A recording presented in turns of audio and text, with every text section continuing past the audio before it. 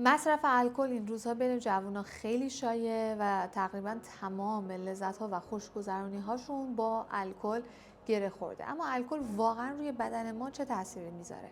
اگر متعادل مصرف بکنیم آیا از خطراتش در امان هستیم یا نه؟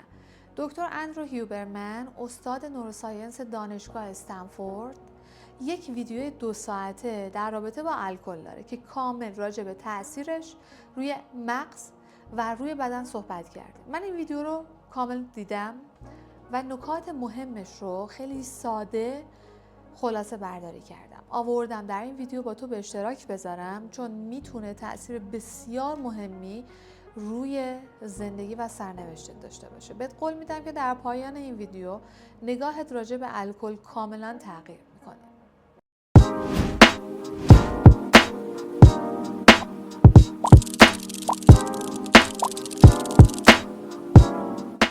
هیوبرمن میگه اگر تو در هفته به طور میانگین 12 تا 24 تا الکل مصرف بکنی، مغزت در مسیر نابودی و فرسودگی قرار میگیره.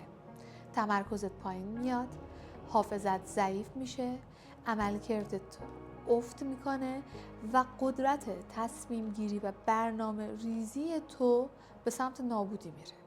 شاید بگی که من خیلی کم مصرف میکنم، گهگداری دارم این کار انجام میدم، پس روی من تاثیر نمیذاره چون من سعی کردم تعادل رو حفظ بکنم. اما یه تحقیق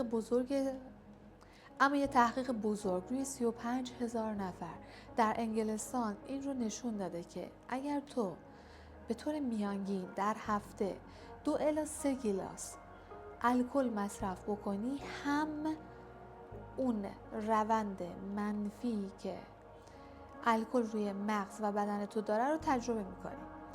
یعنی اگر که تو مصرف الکلت کم باشه همون تاثیر رو دریافت میکنی ولی با دوز پایین تر، مقدار کمتر، پس در امان نیستی.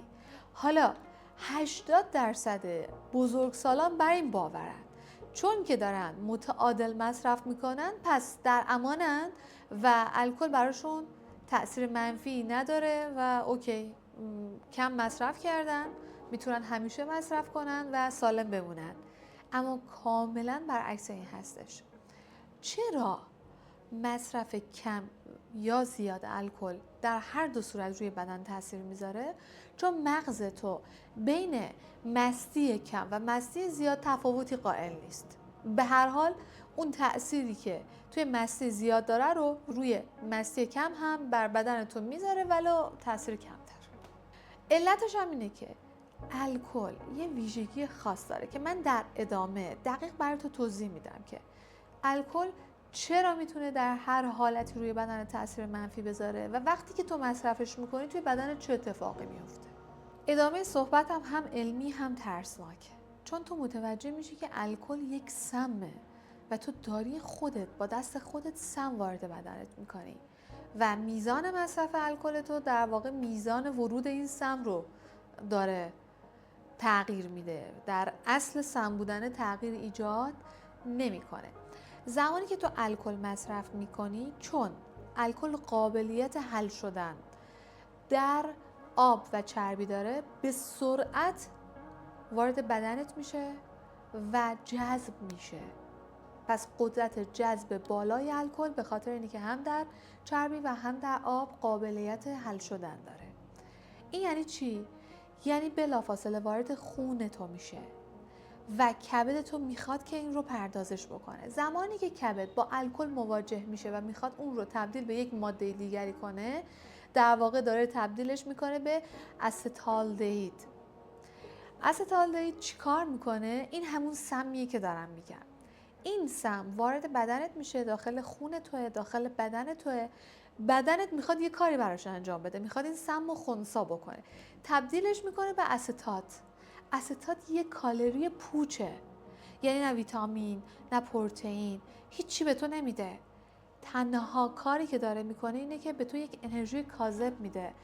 این انرژی مصنوعی پشتش یک کبد تحت فشاره، چون تمام کار سمزدایی در بدن رو کبد داره انجام میده و برای همینه که بعد از مدتی وقتی که یک فردی مستمر مشروب مصرف میکنه، بعد چند سال کبد خودش رو از دست میده. اما ماجرا به کبد ختم نمیشه. گفتم که الکل در آب حل میشه. این یعنی به سرعت میتونه بره سراغ مغز تو. وقتی به مغزت میرسه داره از سد خونی مغزی تو رد میشه. وقتی که رد میشه میره سراغ بخشی از مغز که مستقیما مسئول برنامه ریزی و رفتار منطقی توه. یعنی تو دقیقاً اونجا از مغزت هست که داری تصمیم میگیری که این کار انجام بدم یا نه. وقتی که در شرف انجام یک کاری هستی یه لحظه به خودت میگی که آیا این درسته یا نه. یعنی میای بررسی میکنی، بازبینی میکنی عملکرد مغزت. دقیقاً میره اینجا تأثیر میذاره و مختلش میکنه. برای همینه که آدم‌ها در موقع مستی کارهای انجام میدن که بعدش میگن که چرا من این کار انجام دادم. شروع میکنن به انجام کارهای هیجانی و عجیب غریبی که در حالت عادی هیچ وقت انجامش نمیدن، چون سبک سنگین میکنن.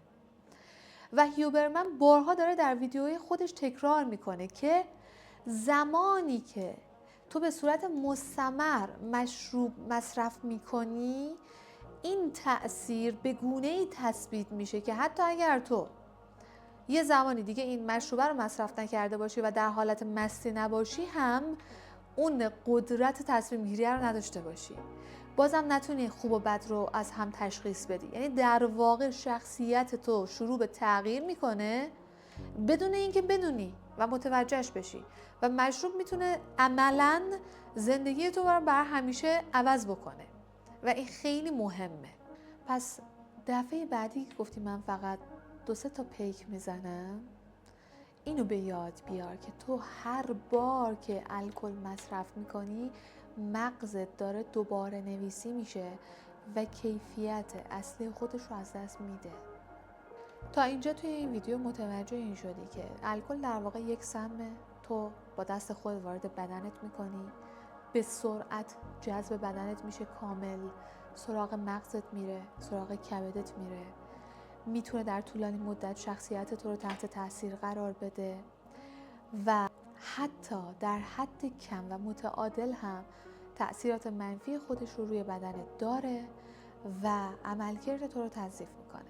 تحقیقات روی هزاران نفر نشون داده که با مصرف الکل نورون ها تحلیل میرن، یعنی تعداد نورون های تو داره کم و کمتر میشه، سیستم عصبی تو داره ضعیف و ضعیفتر میشه و در نتیجه سیستم ایمنی تو داره ضعیفتر از حالت عادی عمل میکنه. در حالت عادی سیستم دفاعی بدن تو به این شکل عمل میکنه که اگر یک سلول سرطانی در بدنت شکل بگیره بلافاصله بهش حمله میکنه و اون رو از بین میبره.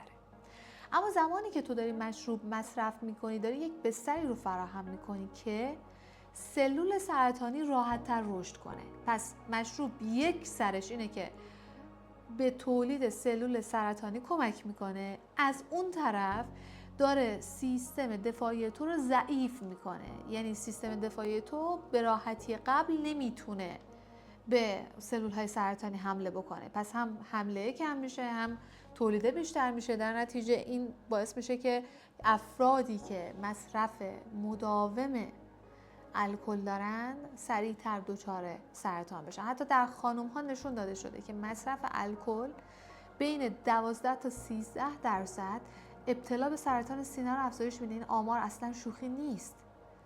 این آمار داره سرنوشت زندگی بسیاری از دختران سرزمین ما و پسران سرزمین ما رو تحت تاثیر قرار میده. پس زمانی که داری مشروب مصرف میکنی داری خودت رو مستقیما در مسیر ابتلا به سرطان هم قرار میدی. مورد بعدی که خیلی مهمه تأثیر الکل بر هورمون‌های توئه. یعنی باعث افزایش هورمون استروژن و تستوسترون در بدن تو میشه. حالا برای خانم‌ها ریسک سرطان سینه، سرطان رحم رو افزایش میده. برای آقایون هم موجب کاهش میل جنسیشون و حتی رشد سینه هاشون میشه. یعنی افزایش استروژن میتونه عملکرد بدن چه خانم چه آقا رو کاملا به هم بریزه. یعنی الکل هم داره انرژی تو میگیره، هم سلامتیت رو، و تو داری کم کم مهمترین و تنها گنج زندگی یعنی سلامتیت رو با دست خودت میدی بره. آخرین موردی که میخوام راجع به صحبت بکنم تأثیر الکل روی خوابه. خیلی ها به این دلیل مشروب مصرف میکنن که اگر قبل از خواب اون استفاده کنن سریعتر میخوابن و فکر میکنن که خواب راحت تری دارن. درسته که سریعتر خوابت میبره، اما اصل ماجرا اینه که زمانی که تو مشروب مصرف میکنی و میخوابی، بدن تو هیچ موقع وارد خواب عمیق نمیشه و در یک فاز سطحی خواب باقی میمونه. برای همینه که وقتی صبح بیدار میشی خبری از آرامش و انرژی که لازم داری نیست. یعنی تو چند ساعت خوابیدی ولی با خستگی داری بیدار میشی از خواب. علتش اینه نتونستی وارد فاز عمیق خوابت بشی و این مجموعه آسیب وقتی روی هم دیگه جمع میشن کم کم تمام جوانب زندگی تو رو در بر میگیرن.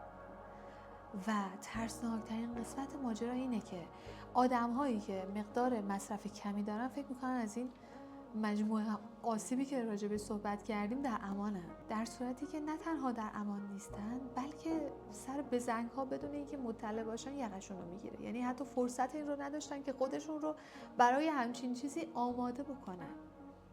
پیام تمام صحبت من در این ویدیو واضح و شفافه. بهترین میزان مصرف الکل عددش 0. و این برام جالبه که بعد از اینکه دونستی که الکل چه کم چه زیاد در چه جنبه‌هایی از زندگی تو تاثیر میذاره و اینکه تو در واقع فکر میکنی که یک الکل و یک عامل سرخوشی رو داری مصرف میکنی، بلکه در واقع داری آگاهانه یک سم رو وارد بدنت میکنی، آیا باز هم بعد از دیدن این ویدیو حاضری که از مشروب استفاده بکنی؟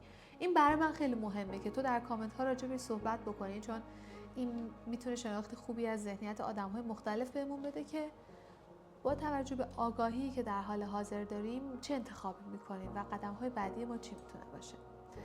راوینا تاک رو حتما ساب کن و زنگوله‌اش رو فعال بکن. ویدیوهای مثل این که کاملا علمی هستن و به شدت در زندگی تو تأثیر گذارن و به موقع یک هشدار درست بهت میدن تا سبک درستی از زندگی رو در پیش بگیری، در ادامه فعالیت راوینا تاک خیلی زیاده. پس خیلی مهمه که زنگوله رو روشن بکنی و هیچ کدومش رو از دست ندی. دمتون گرم که تا اینجا همراه من بودین. این تازه شروع ماجراست. قراره که ویدیوهای بسیاری در رابطه با اینکه چطور سبک زندگیمون رو تغییر بدیم و بتونیم به خواسته هایی که سالها در ذهنمون وجود داشتن جامعه عمل بپوشونیم و تبدیلش کنیم به خاطراتمون صحبت بکنیم. پس میبینمتون.